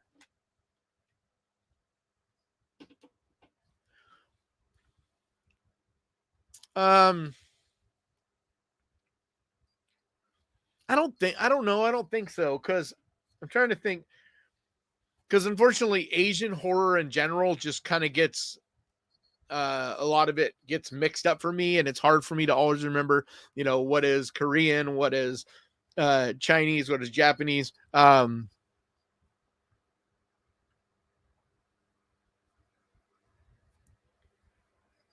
it's also definitely a blind spot for me. I have definitely not watched enough J horror. Like of any of the other countries and foreign horror or whatever, it's probably the one that I am the least versed in, just because I struggle with subtitles. And also a lot of the foreign horror that I watch is when it comes to a theater, because I can see it easier because it's on this big screen instead of on my little laptop or my tablet or whatever. And I don't know why, but we just never get J horror in theaters, man. Like even the really famous ones, like Ringu, like it's crazy. We never get, like, even back when it was like really a hot thing.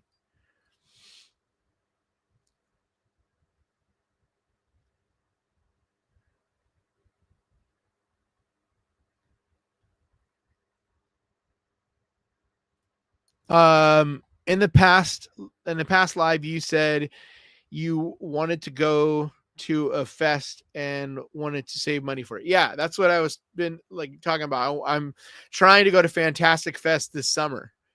It's like the end of summer. And that's why I have the link at the bottom of the screen, trying to raise money so I could save up money to go to that. It's my goal. It's my number one goal this year. If I don't get to do anything else this year, that's the big thing I'm trying my best to do. I meant zombie horror. Let's see. I meant a zombie horror series. I see all of your videos. There isn't a lot of zombie horror series, right? I mean, like, besides the ones that everybody knows, like all the Walking Dead spinoffs and stuff.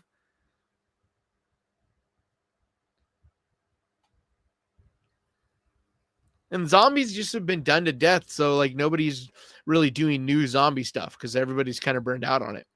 Annalias's question: where do you live? I live in Uppsala in the middle of Sweden.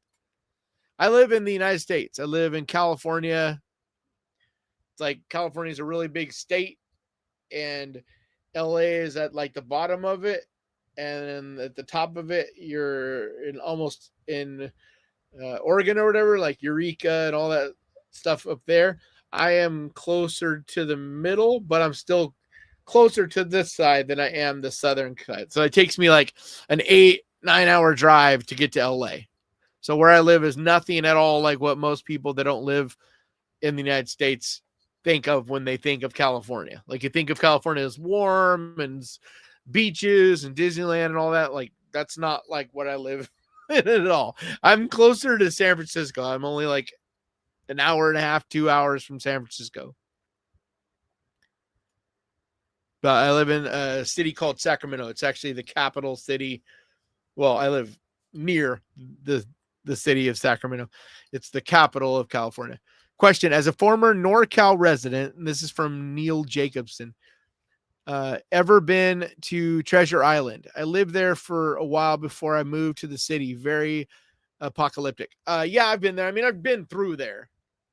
I don't think I've really ever been on Treasure Island because there's not much to do there, is there? I think I did go there one time for that. That I showed art at like a big old thing. I think that was there.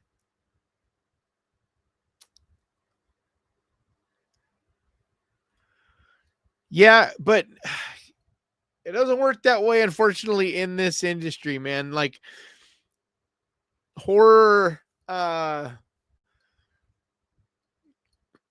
creators don't really collaborate much. You know, like we do a little bit. Like I'm always down to be interviewed and do stuff, and I do collaborate some with a few channels, but like that's not. It doesn't really seem to. It's like the really big channels, they collaborate and that does make a big impact. But when you're smaller like we are, it doesn't make a big difference.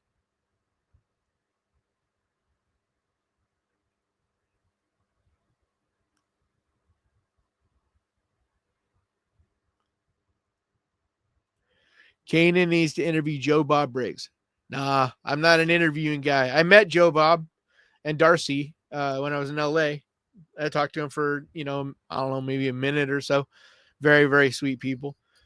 But no, I'm not an interviewing person. It's just like I don't take pictures with celebrities really. I'm not trying to interview people. Like when I meet someone that's famous or whatever, it's just like meeting another person. I'm just like, hey, what's up?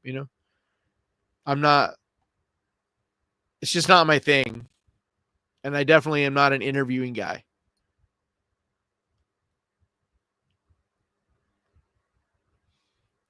You have to play the lottery to win it, and I do not play the lottery. I don't really believe in the lottery. Like I said, I believe in hard work, and I think that if you work hard, eventually things will happen. If you just are always wishing for something to happen, maybe you'll get lucky and maybe you'll win the lottery one day. But if you just work hard every single day, save money or whatever, that's a way you can control. That's a for sure way to eventually get to the things you're trying to accomplish. But playing the lottery, it's a crapshoot. Maybe you'll win, but it's pretty unlikely. You have no control over it if you win it or not. So I've never been a fan of games like that or things like that. Question from John Torrance. Do you think there will ever be a really faithful and good attempt to remake Dawn of the Dead?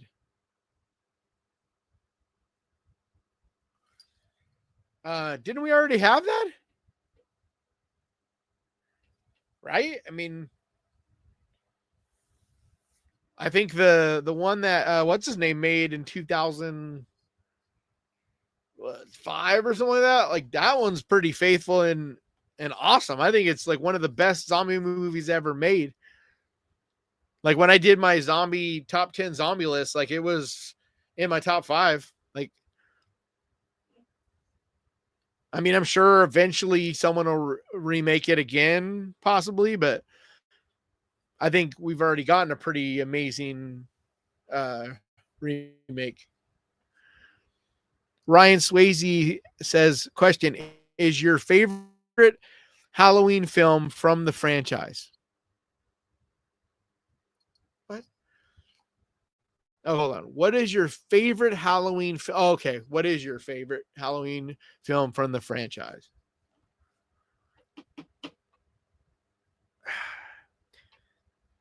Technically, from the franchise would also count Halloween 3. And if that was the case, I would say Halloween 3 because I just adore that movie.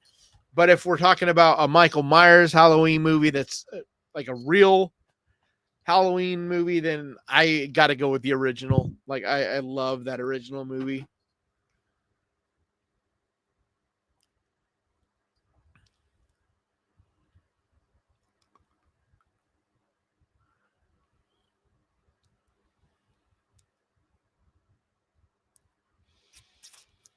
Let's see. Oh, what is my favorite zombie series?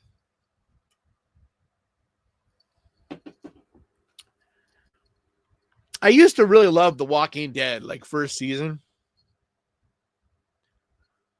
And I still need to see Kingdom. I've heard that that is an amazing zombie series. But there hasn't been that many zombie series. Like there's been a lot of zombie movies.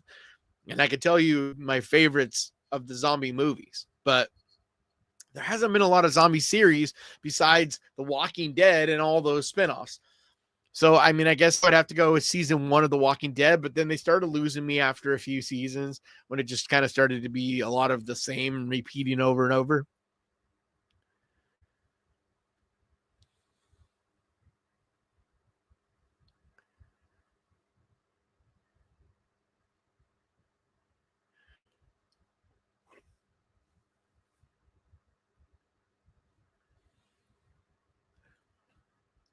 What's up, Nurse Joy? I'm trying to scroll, looking for some questions. Battery is awesome. Yeah, it's a very good, underrated indie zombie movie. I've talked about it a couple times, recommended a couple times. It's really good. Is Last of Us zombies? I don't think The Last of Us is zombies. So, I mean, if Last of Us is considered zombies, then that would probably be, that might be number one, but I don't really think of it as a zombie movie at all. Wendigoon and Meat Canyon going ghost. Let's see. Wendigoon and Meat Canyon going ghost hunting with Penguin Zero was the funniest damn thing. I know. That video was hilarious. Like, I am a big fan of Meat Canyon and Wendigoon and Penguin Zero, Charlie. Like, they're all amazing. I watched just about all their videos, especially Meat Canyon and Penguin Zero. I watched most of their videos. So,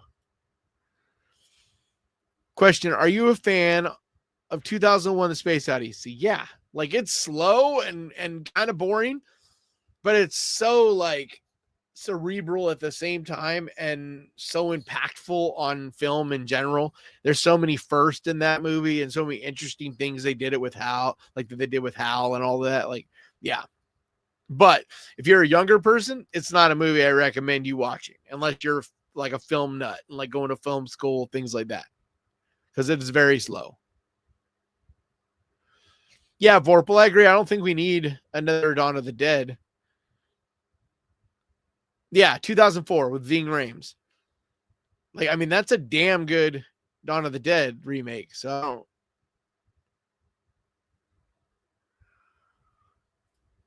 Kanan, I know, bad joke from my side. I don't bet or gamble on anything. Every penny goes to the 3 little kids. Yeah, I get that. I was married and raising a kid for, a long time. But now he's all grown up. But I definitely know that life. I was working multiple jobs and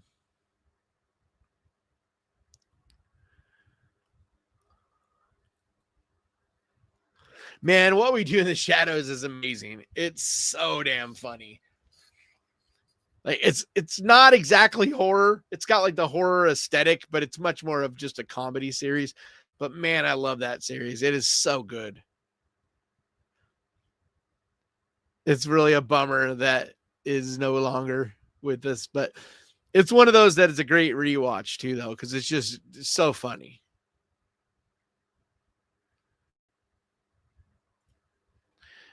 Question from Facility: have you ever seen the classic movie Tourist Trap? Hell yeah! And would you welcome a remake of it?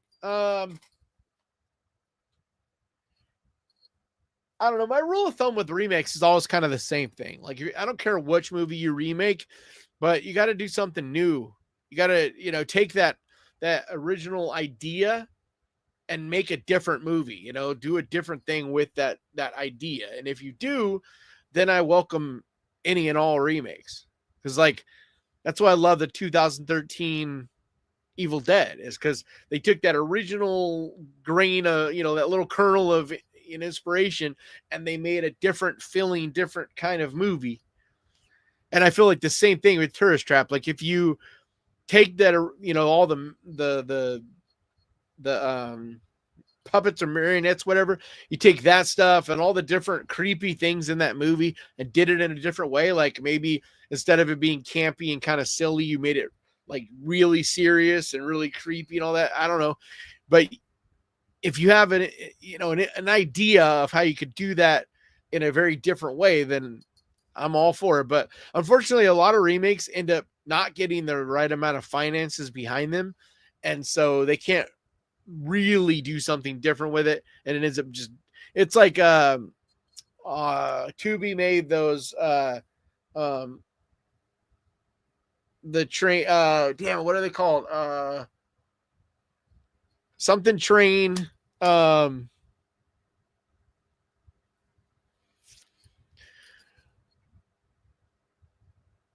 I can't remember the name of them. But anyway, they tried to make these remakes of another classic 80s movie, and it just was stupid. It was under budget, like didn't have nearly enough money or resources to do anything really with it. Terror Train, thank you, Greg.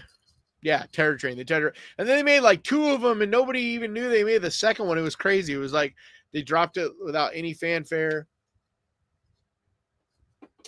Like, I just don't get things like that, especially from Tubi. Like, why even bother spending money on making these movies? Like, Netflix does this too, but like, at least Netflix has enough, and they have a model for how to make a movie and get everybody to see it and force everybody to see it on their timeline or whatever. But with Tubi, like, they make these movies, they spend some money to make them, not a lot, but they spend some, and then they just disappear. It's like nobody knows about them. Like, they're not promoted anywhere, like, at least that I know of. Like, if anybody knows of new movies being dropped on Tubi, it's me. Like, I'm there every couple days scanning, seeing what they added and stuff, and I don't even notice them a lot of the time. But like, there was actually one that was really good last year that I tried to talk about a couple times, but it just, a couple people talked about it, but it was like kind of came and went because hold on, I'm trying to remember the name of it. I feel like my allergies are getting me. Low Lifes. They made this movie, Tubi original, called Low Lifes last year, and I actually really like it a lot. I think it's a cool little movie. But yeah, PJR, I got a ticket and went last night to go see The Shrouds, the new Cronenberg movie. And I get there and they're like, their file was corrupt. So they couldn't get the movie to load. So I had to go see Until Dawn instead, which I was going to see anyway. So it wasn't like I was like, it was fine. I was going to see it anyway. But like, compared to seeing a new Cronenberg, that's pretty disappointing. But now I'm going to hopefully see it on Sunday. I won't have a car for today or tomorrow, so I can't see it until Sunday, but definitely seeing it, and I'm pretty sure I'll do a review of it. Gaston has a question. In the movie The Woman in the Yard, do you lean more towards the hopeful interpretation of the ending or the darker one? The interpretation I have, and I don't want to say here because I don't want to spoil that movie because still a lot of people haven't seen it, but I kind of land somewhere a little bit in the middle.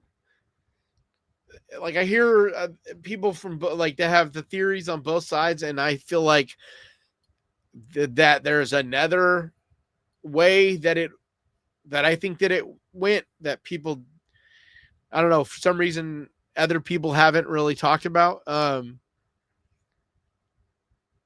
But my way is definitely, my interpretation of the ending is more of a hopeful way. Because I'm trying to think how I can word this without it being a spoiler. My interpretation is more of, it's someone working through something. Yeah, you should know what I mean if based on seeing it, but yeah, sorry, I don't want to go more into it because it's a movie that I really feel like more people will see once it's streaming. And it's like one of the first Blumhouse movies in a while that's actually an original movie and actually decent. Ryan says, question, What horror movie will be the horror movie of the year, you think? Well, at this point, it's Sinners, I think. I think it's pretty clear right now it's Sinners. But I guarantee you that we'll have other movies this year that will give it a run for its money. You know, they may or may not be better than it, but I know that, like, just from the way it's been the last few years, the best movie of the year we don't see until like end of summer, closer towards Halloween. Because like The Substance last year, there was a number of movies that I'm like, man, this is gonna be a hard one to beat. By the end of the year, some of those weren't even in my top 10. So, but yeah, The Substance, we hadn't even seen it. Same with Strange Darling. You know, we just, a lot of the best ones don't come out until September, October, November. You know, which is also why I want to go to Fantastic Fest, because they premiere a lot of the, like last year they premiered Terrifier 3 there, but they always premiere like some of the big horror movies there, and so you can see them a little bit before the general audiences, and just being able to be a part of the conversation. Like, I may not be like something I need to go to every year, but I don't know. It's a goal.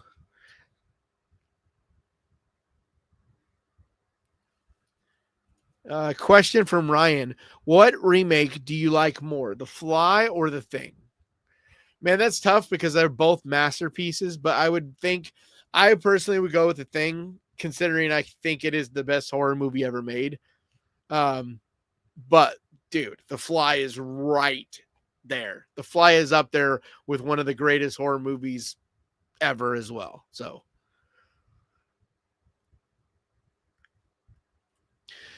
question from Illuminated Stride. McCready versus Childs in an arm wrestling match. Who wins? Got to be Childs, right? Like, McCready is a badass, you know, like, but Childs is a bigger dude. Like, he's pretty fucking yoked in that movie. He's definitely a bigger guy. I think he definitely wins.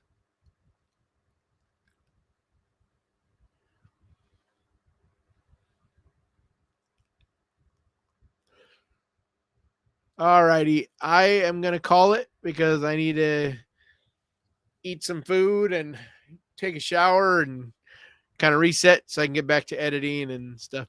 Last question from Joey Bastone.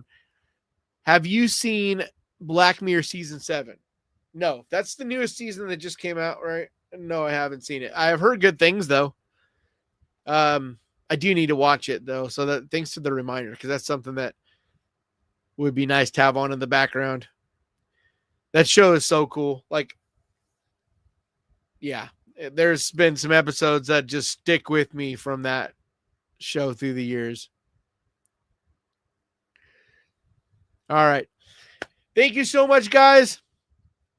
Have a great rest of your day. Hold on. Have a great rest of your day and weekend. And look for my next video. Should be done and dropped around Tuesday, probably Monday or Tuesday. So, oh, hold on. Leslie has a question. Pick a Hell Realm, Event Horizon or Hellraiser. Man, dude, that's why you gotta ask me a super hard question right at the end. Gotta say Hellraiser. Like, it's more creative. There's more like, it's more interesting, I guess. I don't know which one's scarier per se, but like, yeah, I'm gonna go Hellraiser. All right, everybody. Have a good night. Thank you so much for hanging out with me, and I'll talk to you guys later.